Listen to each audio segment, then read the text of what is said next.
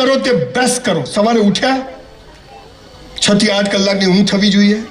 આજે પણ સાહેબ 5 કલાક ઊંઘું છું. 11 વાગે સૂઈ જાઉં છું, 5 વાગે ઉઠી જાઉં છું. લગભગ સવારે ઉઠીને મસ્ત કસરત બસરત કરવાની. આ ભગવાને આપ્યું એવું ને એવું એને પાછું આપવાનું. આ તો લગ્નમાં જાય ને આખી ડીશ ભરે. આવા દો, આ ભજીયા આવા દો. બાસુંદી ખાય, કઢી બેર ખાય, દૂધની આઈટમ બી ખાય, દહીંની આઈટમ બી ખાય, પછી આઈસ્ક્રીમ ખાય. પહેલા બાફલો પીધો હોય, પછી કે ગેસ થઈ ગયો. સાલા બાટલો થઈ જશે આખો તું. અલા 251 કેટલું ખવાય?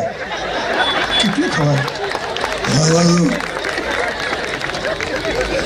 સાહેબ ઘર હોય કે લગ્ન હોય, એક દાણો એઠો મૂકવો નહીં. એટલું બેસ્ટ જમવાનું, ચાટી જવાની થાળી. આપણે એઠું મૂકીએ ને કોઈ ગરીબની છોકરીના લગ્ન થઈ જાય બોસ, અન્ન તો દેવતા છે, ચાટી જવાનું. મસ્ત કપ રકાબીમાં, આજથી બધાએ નવા જ કપ રકાબીમાં પીવાની. હે મહેમાન આવે તો જૂના કાનો તૂટેલો આપણે ગોલ્ડન ફ્રેમ વાળી અહીંયા નેપકિન બેપકિન લગાવવાનો. તમે મારા ઘરે આવો ખુશ થઈ જાઓ. રોજ હોટલ જેવું જ. મારી વાઈફને કીધું રોજ નવી કરો. હાલા મહેમાન આવે એટલે નવી. પૈસા હું ખર્ચું, ઉપાડી દુબઈથી હું લઉં. બાપરે મસ્ત નાવાનું. આજ શિવલિંગ, આજ સ્વામિનારાયણ ભગવાન, મસ્ત એનો જળાભિષેક કરવાનો. કાન બાન બધું અપ ટુ ડેટ, નખ પગ બધું મસ્ત નાવાનું. પહોંચતો તો સારી વસ્તુ પણ વાપરવાની, પરફ્યુમ બધું. 2 જોડી કપડાં હોય પણ ધોઈને ઇસ્ત્રી કરીને જ પહેરવાના. મોજા તો ખાસ ધોઈને પહેરવાના.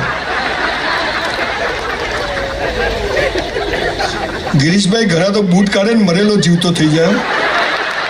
પછી કઈ ગંધ આવે, સાલા તારામાંથી જ આવે છે. ક્યાંથી આવે છે બીજે? એક ભાઈ તો વળી કે આટલા નાના મોજા ધોવાતા હશે. પછી વળી કે તો બૂટની અંદર આવે. એટલે ડફો એ તો મને ખબર છે કે બૂટની અંદર આવે.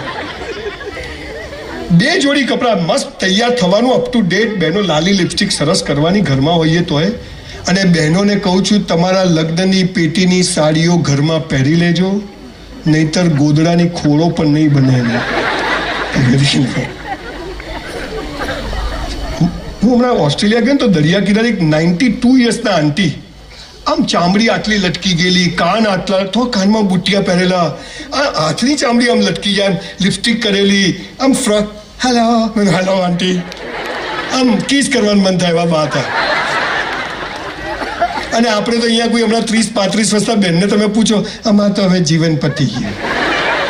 બેન તમે પ્લગમાં આંગળી ઘાલ દો, તમે બોજ છો પૃથ્વી ઉપર.